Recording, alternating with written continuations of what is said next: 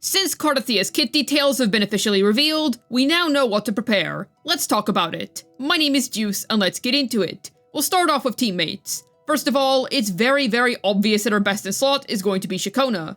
Arrow Erosion is a very large part of Cartethyia's kit. Her inherent skill makes it so that she literally deals more damage to enemies based on how many Arrow Erosion stacks they have, stacking up to 6 times. Not to mention how she herself is able to amplify Arrow Erosion damage, and how Erosions are already known to do pretty good damage. So her wonderful 100% amplification on outro skill is obviously going to be sublime for her. There's also the fact that the Bard is very comfortably able to apply Erosion in multi-wave. This is going to be especially useful for Whimpering Wastes. It should be noted that using Static Mist on your Shakona is not going to benefit your Cartethyia. This is because if you take a look at her signature weapon, she scales on HP. Therefore, any and all attack buffs are basically void on her, and that goes for basically any other buffer that's able to buff attack percent. They're just not going to be useful for Cartethyia, or at least not as useful as they would be for a DPS that can actually benefit from attack scaling. The ideal weapon that you would use in this situation would obviously be Shakona's signature, seeing as it reduces arrow res on the enemies, which is naturally going to be very useful on Cartethyia. But let's be real for a sec, unless you're a really big fan of the Bard, I highly doubt that you own her signature weapon. In this case, your best bet is going for a weapon that's going to be able to benefit her own damage, such as the Last Dance. And it is worth noting that Static Mist is still going to be a pretty good Shakona weapon, seeing as she herself still benefits from the crit rate it offers. You're just mostly missing out on the supportive capabilities of it. Typically with Shakona, even if you own a Last Dance, you would rather use Static Mist, because of the attack percent it's able to provide to incoming Resonators, but because Cartethyia is not going to be able to benefit from that, you would rather use Last Dance. But that is a very niche situation. So I think most Shakona owners are going to be keeping her on Static Mist anyway. Also, gear-wise, you're going to be using Gusts of Welkin. Before, you were only really using this if you were playing her in a Geon team, but now it's obviously going to be best in slot for Cartethyia teams. Considering that the Blessed Maiden just doesn't benefit from attack percent whatsoever, Moonlight Clouds is going to have basically no positive effect for her. Alright, that's fine and dandy, but what if you just don't have Shakona? Shoot, you don't even want her on rerun, you just don't want the character. That's fine. I would then ask you to turn your gaze to either Sanhua or Alto. Sanhua is simply because she's a very versatile universal unit. There's not really anything in particular that she's doing for Cartethyia, and she's not even able to benefit from the usual Moonlight Clouds or attack buffs. Her presence is quite simply because she's a fast Concerto character. And Fleur-de-Lis does plenty of basic attacks, so while it's not as good as Arrow Erosion based buffs, especially the ones that Shakona provides, you're still able to benefit from Sanhua's outro skill. As for Alto, you'd mostly be using him for his outro skill as well. Not all of Cartethyia's performance is going to be locked behind Arrow Erosion, a large part of it is also going to be her own personal damage, so his amplification of arrow damage bonus is very welcome. Unfortunately, Alto isn't able to apply Erosion in any way, shape, or form, so you're not going to be able to use Gusts of Welkin. Honestly, because we don't have any HP buffing sets in the game right now, whatever Alto set is just kind of doesn't matter. You're really only using him for the outro skill. And then there's of course Arrow Rover. He's going to be your final slot teammate. His outro skill is pretty gnarly because he's able to increase the amount of arrow erosion stacks that one enemy can take by 3 for 10 seconds. He's also able to sustain your team for his Resonance Liberation, meaning that he can effectively act as your team's third slot healer teammate. He's easily going to end up being the most ideal Cartethyia teammate, regardless of whether you're using Shakona or a more free-to-play friendly option. It's very clear that Renacita's upcoming Sentinel Resonator is heavily based around this particular negative status, so in an ideal world, you're really going to want to use him. And yes, I do believe that regular third slot teammates are still going to work, but ultimately, Arrow Rover is a free unit. That means that you can free up your strong Verena and Shorekeeper for other teams in Tower, or even for your other half in Whimpering Wastes. I honestly think that's a good thing. But considering that Rover is quite a busy man when you consider that he's very contested across multiple teams, I can see why you would rather default to Shorekeeper or Verena, in which case, yes, you can use them, but just note that all attack-related buffs are going to be utterly useless on Cartethyia. For example, stuff like Fallacy's attack buff to the entire team, that's just not going to matter for Carta. Though I should add, if you are using Shakona in the team, she herself does pretty decent personal damage. And the Bard is indeed an attack scaling unit, so in that case, not all team-wide attack buffs are wasted. And somebody like Shorekeeper is able to provide pretty universal buffs, such as her crit buffs for her Resonance Liberation, and her outro skill's damage amplification. So there's going to be plenty of teammates that you're going to be able to use upon Cartethyia's launch. Ideally, you would have Shakona, and you would be able to use Arrow Rover, but there will be alternatives if you don't have either of those two freed up.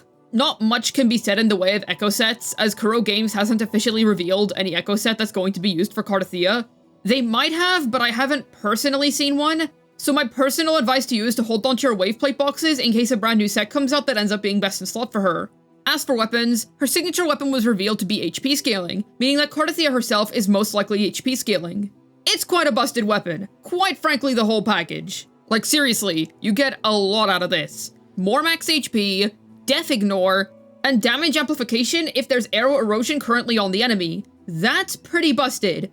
Obviously going to be our best choice without question. However, because she's HP scaling, we're entering quite a brand situation here, where upon her launch, she's not really going to have access to many good free-to-play friendly weapon options. So what do you do in this scenario? I would save it if you have any sword that has crit damage on it, or crit rate, save that for Cartethyia. It's quite frankly going to be your best bet, as there's not really anything else that you're going to be able to give her. I wouldn't panic too much over this, because HP scaling is new after all. She's going to be the first DPS unit that scales on it. When we get more HP scaling damage dealers over time, there will be more sword options for her, but for now, I would mostly set aside an Emerald of Genesis, or any other crit stick sword. Aside from that, I would just set aside all of your wave plate boxes to see what Septimont is going to have in store. We're unfortunately not able to pre-farm all of Cartethyia's materials right now, seeing as her release is going to coincide with the brand new region of Septimont. So I would say that the best thing that you could do right now is prepare all of your teammates in advance. And besides, within TOA, you're able to weapon swap very comfortably, considering that teams take on one chamber at a time. So realistically, if you've been playing for a while, then you probably already have an Emerald of Genesis lying around, or some other good crit-based weapon.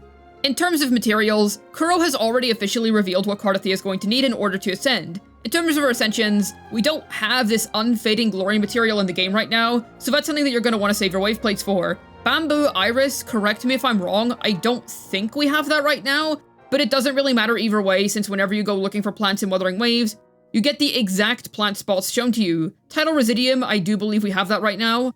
Metallic Drip, we of course already have that. And then there's of course her weekly boss material, and that's pretty much everything you're gonna need in order to actually prepare for her herself, as in actually leveling up the character.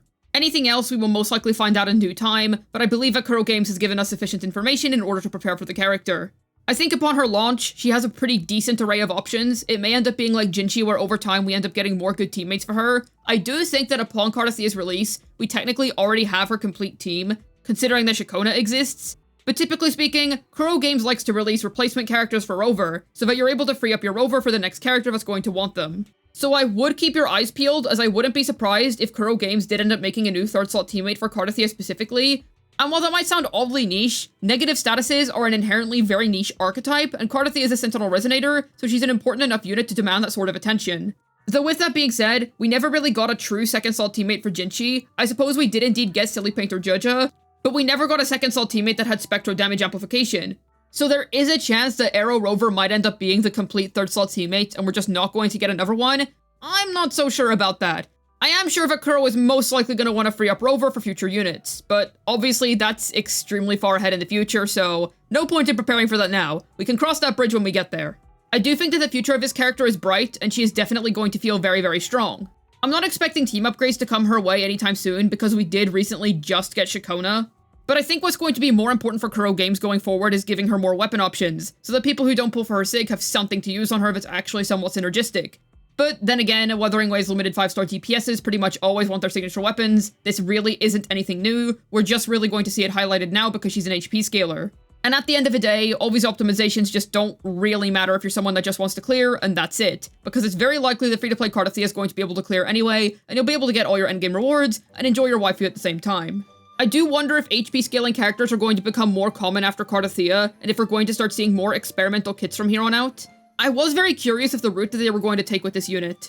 It seems like they did indeed hone down on the negative status thing, but that makes sense. Renesita is a region in which negative statuses were introduced, so the Sentinel Resonator is an embodiment of that. I do think that teammates such as Sanhua and Alto are probably going to fall behind Shikona by quite a significant margin, at least that's my expectation, but actual testing will have to be done. Like I said, it's not like you're not going to be able to clear. I highly doubt that Kuro Games would make a unit where you can't clear at a free-to-play level. But I do think that we're looking at another Phoebe and Zani situation on our hands here. Either way, all we need now to really prepare for Cartethyia is just be hyped. I'm looking forward to her. I'm 100% certain that at the end of the day, she's going to be a strong unit. Nuking down enemies is sure to be a blast. Literally. How about yourself? Are you preparing for Cartethyia right now? How's it going? Let me know down below. I'd love to hear your thoughts. I have a second channel in which I cover whatever regarding gacha games. PGR, ZZZ, just whatever I feel like. Head on over and subscribe if you're interested in some more casual discussions. It's mostly just silly content over there. This has been Juice, signing out. And there's only a few more days to go. Stay strong, Cartethyia and Fleur-de-Lis wanters.